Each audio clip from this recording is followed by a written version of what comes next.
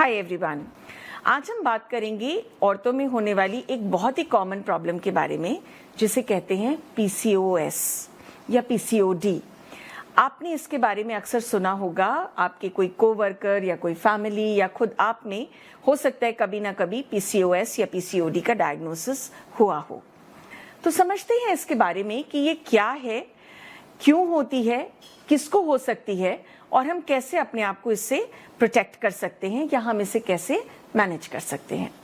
सो polycystic ovarian disease या PCOD women में होने वाली एक बहुत ही कॉमन प्रॉब्लम है और आजकल इसका इंसिडेंस दिन पर दिन बढ़ता चला जा रहा है।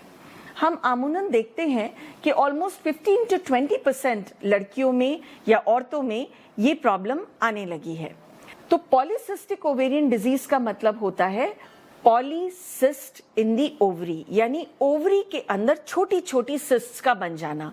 ये सिस्ट्स बहुत बड़ी नहीं होती हैं, 1 सेंटीमीटर से भी कम इनका साइज होता है, बट बहुत सारी छोटी छोटी सिस्ट्स ओवरी के अंदर बन जाती हैं, जिसके कारण ओवरी का साइज बढ़ जाता है।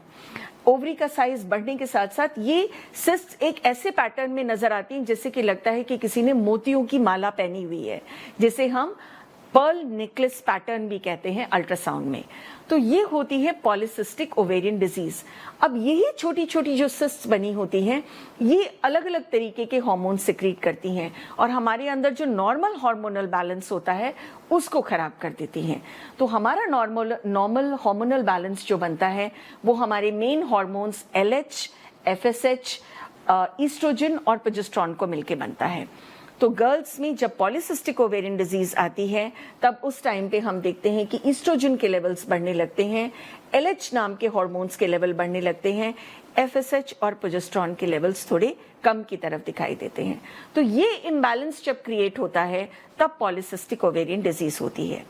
इसी के साथ साथ एक और बहुत इंपॉर्टेंट हार्मोन है जिसका प्रॉब्लम हमेशा पीसीओडी के साथ एसोसिएटेड देखा गया है, and that is insulin.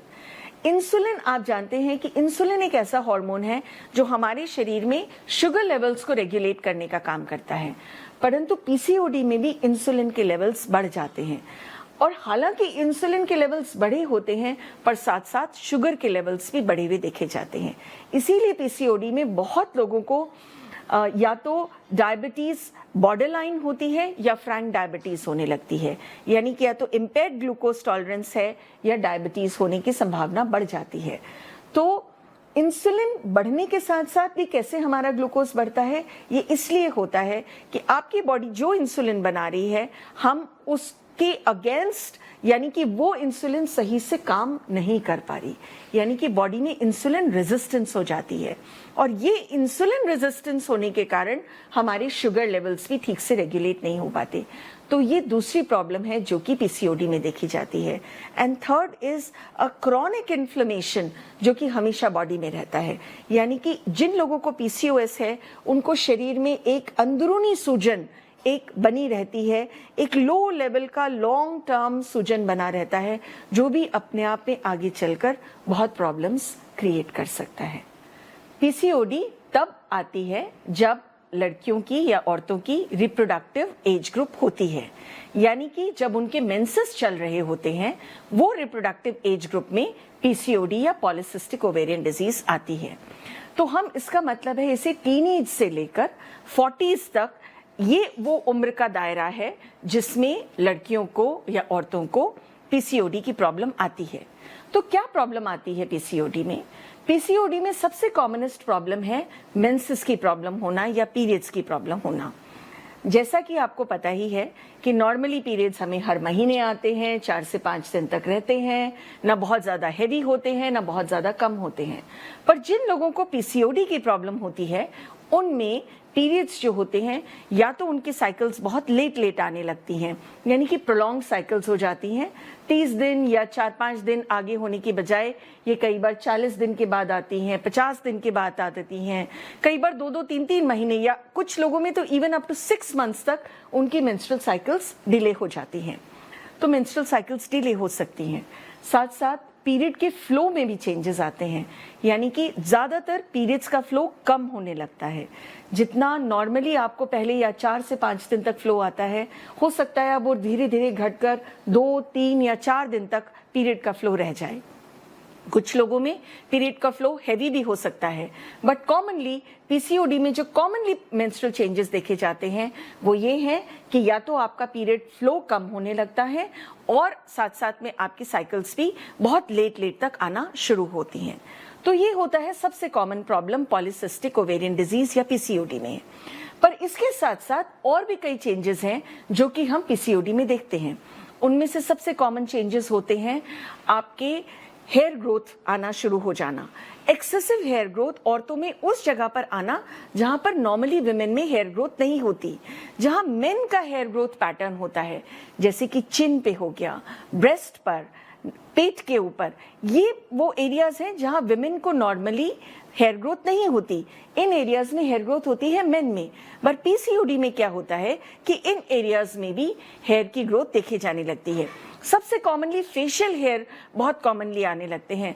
Nipples की चारों तरफ आप कई बार देखते हैं कि हेयर स्ट्रैंड्स ग्रो करने लगते हैं, या कई लोगों को पेट के ऊपर भी हेयर ग्रोथ एक्सेसिव हो जाती है। तो सेकंड चीज जो होती है वो होती है हेयर ग्रोथ का एक्सेस होना, जिसे हम हर्सूटिज्म भी कहते हैं। थर्ड कॉमन प्रॉब्लम आती है एक्ने। एक्ने का मतलब है कि यही कि आपके मुहासे ब्रेकआउट हो जाना। अब मुहासे होना टीनेज ईयर्स में काफी कॉमन है, लेकिन पीसीओडी में भी मुहासे ब्रेकआउट कई लोगों में हो सकते हैं। तो यदि आपको एक्ने की बहुत ज्यादा ग्रोथ हो रही है तो कई बार हम ये भी चेक करते हैं कि कहीं आपको पीसीओडी तो नहीं है। इसके साथ साथ दो चीजें और बहुत कॉमन देखी जाती हैं। एक होता है weight gain. Most of the girls जिनको पीसीओडी की प्रॉब्लम होती है उनको एक्सेसिव वेट होता है, यानी कि उनका बॉडी मास इंडेक्स या बीएमआई जो होता है वो 25 से ज्यादा होता है या कई बार 30 से भी ज्यादा हो जाता है। Body mass index Indian women के लिए हालांकि हम और भी कम लेते हैं, जिसमें कि अगर आपका बॉडी मास इंडेक्स या बीएमआई 23 से ज्यादा है तो हम उसे ओवरवेट कहते हैं, और यदि हमारा बीएमआई 27 से भी ज्यादा हो जाता है तो उसे ओबीस कैटेगरी में लाया जाता है। तो weight gain is one of the very common features of PCOD. Then come fifth most common changes and those are skin changes, यानी skin में changes आना। अब क्या changes हम देखते हैं skin में apart from acne and hair growth? Darkening of skin, यानी स्किन का काला पड़ना अलग अलग जगहों पर, यह भी पीसीओडी की एक निशानी होती है। गर्दन के पीछे, ग्रोइन एरिया में यानी आपके प्राइवेट पार्ट्स में, और बगल में यानी कि आर्मपिट्स में। These are some of the common areas जिसमें डार्कनिंग ऑफ स्किन देखी जाती है। डार्कनिंग के साथ साथ कई बार कुछ लोगों में बहुत छोटे छोटे या काफी बड़े बड़े भी डार्क वेलवेटी पैचेस आ जाते हैं, जिसे हम अकैंथोसिस कहते हैं या अकैंथोसिस नाइग्रेंस कहते हैं। तो these are some of the common changes जो कि पीसीओडी में देखे जाते हैं। कई बार हमें छोटे छोटे स्किन टैग्स यानी कि बहुत ही छोटे छोटे मस्से, स्पेशली गर्दन के पास, बगल में, ग्रोइन एरिया में ये नजर आते हैं। तो स्किन टैग्स भी पीसीओडी की और स्पेशली इंसुलिन रेजिस्टेंस की निशानी है। हाँ, ये जरूरी नहीं है कि हर एक व्यक्ति या हर एक लड़की जिसको पीसीओडी की प्रॉब्लम है उसमें हर तरीके का चेंज आए, बट ज्यादातर कुछ ना कुछ चेंजेस हर एक में आते हैं। किसी में मेंसेस का प्रॉब्लम होगा, किसी में एक्ने का प्रॉब्लम होगा, किसी को केवल हेयर ग्रोथ का एक्सेसिव प्रॉब्लम होगा, बट इन्हीं सारे कॉम्बिनेशंस में कुछ ना कुछ प्रॉब्लम्स पीसीओडी में नजर आते हैं। तो हम कैसे डायग्नोज करते हैं कि पीसीओडी हो रही है किसी को? हमारा डायग्नोसिस बनता है अगर 3 चीजों में से कोई भी 2 कॉमन चीजें नजर आए। क्या है वो 3 चीजें? First, menstrual problems. सेकेंड, या तो एक्ने यानी कि मुहासे, या फिर हेयर ग्रोथ का एक्सेसिव होना, यानी कि कोई भी मेल पैटर्न की चीज इस तरह की हमें अगर नजर आ रही है। और तीसरा है अल्ट्रासाउंड में ओवरीज के ऊपर छोटी छोटी सिस्ट्स बनी हुई दिखाई देना, जिसके कारण ही इस डिजीज का नाम पॉलीसिस्टिक ओवेरियन डिजीज पड़ा है। तो पीसीओडी का डायग्नोसिस करने के लिए हमें 3 चीजों की जरूरत है। या तो मेंस्ट्रुअल प्रॉब्लम्स दिखाई दे रही हैं, या किसी भी तरीके का एक्सेसिव हेयर ग्रोथ या मुहासे की ग्रोथ होना, या थर्ड होता है अल्ट्रासाउंड में पॉलीसिस्टिक ओवेरियन डिजीज का पैटर्न दिखाई देना। तो इन तीनों में से कोई भी अगर दो चीज अगर नजर आती हैं तो उसको पीसीओडी कहा जाता है। यानी जरूरी नहीं है कि हर किसी को मेंसेस का प्रॉब्लम हो। अगर केवल फेशियल हेयर ग्रोथ और पीसीओडी नजर आ रही है ओवरीज में अल्ट्रासाउंड में, तब भी हम उसको पीसीओडी की कैटेगरी में रखते हैं। तो ये हुई कुछ कॉमन बातें कि पीसीओडी क्यों होता है पीसीओएस का कारण, क्यों होता है पीसीओएस। तो पीसीओएस होने के एग्जैक्ट रीजंस तो हमें नहीं पता, लेकिन पीसीओएस एक जेनेटिक और एनवायरमेंटल यानी कि आनुवांशिक और हमारे आसपास के एनवायरमेंट के दोनों फैक्टर्स से मिलकर देखा गया है। दोनों फैक्टर्स में कई तरीके के चेंजेस आने के कारण आजकल पीसीओडी का इंसिडेंस बढ़ता भी जा रहा है।